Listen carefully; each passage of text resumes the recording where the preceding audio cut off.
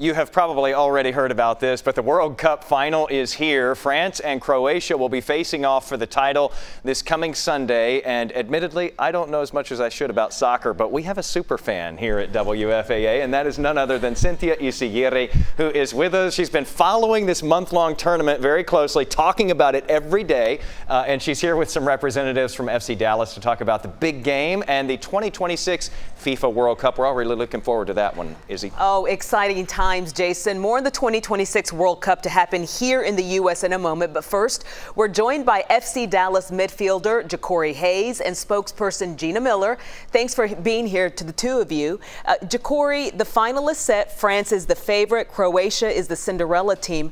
What do we expect we'll see on Sunday? I think you'll see a tough game. I mean, you can't sleep on Croatia. They've been in a lot of extra time games so far. You know, guys think they're tired and everything, but I think they'll give it their all, and it'll be a great matchup. Team USA was not there this year. What is it going to take for us to be there in the next 4 years? What does the future look like for us, and what do we have to do to get there? I think the future is very bright. I mean, we've already seen in the couple friendlies that we've had earlier this year, a lot of younger players playing, and they're getting a lot of experience in the MLS as well as overseas in Europe. So I think, the future is already here, and it's very bright for the United States. 2022 is in Qatar. You think you'll be on that 2022 World Cup team for Team USA? Fingers crossed. I'm working very hard to get there. I'm working every day, so hopefully I can get my opportunity. Gina, last month the united bid of Canada, Mexico, and us, we were selected to host the World Cup in 2026. So first of all, how significant is this for the United States? Absolutely huge. From an economic impact standpoint, from a let's lift up the soccer boat standpoint, it's huge. I mean, economic impact in the multiple billions of dollars. And of course, North Texas, Dallas wants to be in that mix as well. We're vying to be a host city. In terms of economic impact there, it's about $500 million. The '94 World Cup was the most successful World Cup from a revenue standpoint in history.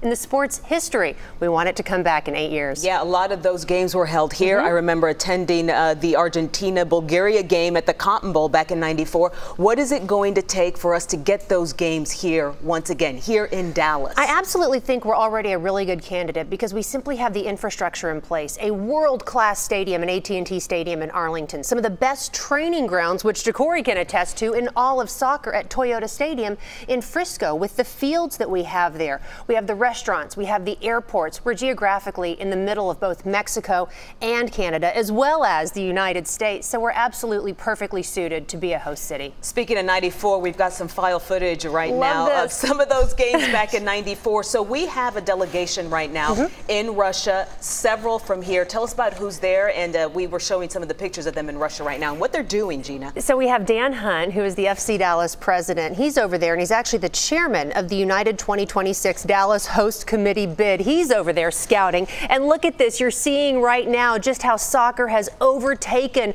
what's going on in Russia right now. That's our Chief Operating Officer, Jimmy Smith. You need to have a lot of credentials to get around Russia. You need to have security. That's a look at the master control room in the International Broadcast Center. We want to be the International Broadcast Center, which we were in 1994 at Fair Park. We want to have that again here in 2026. There's Jimmy Smith, our COO, and Monica Paul, the Executive Director of the Dallas Sports Commission. They're all over there basically scouting, if you will, taking away some best practices, seeing what we can do here in North Texas to truly make this the best World Cup in the history of the competition. The one thing that we did not have back in 1994 was the final game, the one everyone wants. Real quickly, what's it going to take to get that final game here come 2026? That's going to be competitive, and we're absolutely vying to do that. We're putting in everything we can to host the final or a semifinal match. That'd be a true win for us. It's going to be competitive. It's going to be tough to land it, but I think if any community can do it, North Texas certainly can. Gina, Ja'Cory, thanks for being here to the both of you. We have much more, especially the list of 10 places holding World Cup final watch parties in North Texas on Sunday, including FC Dallas. You guys have a big one on Sunday. We're doing it at the Bomb Factory in Deep Ellum. Come join us.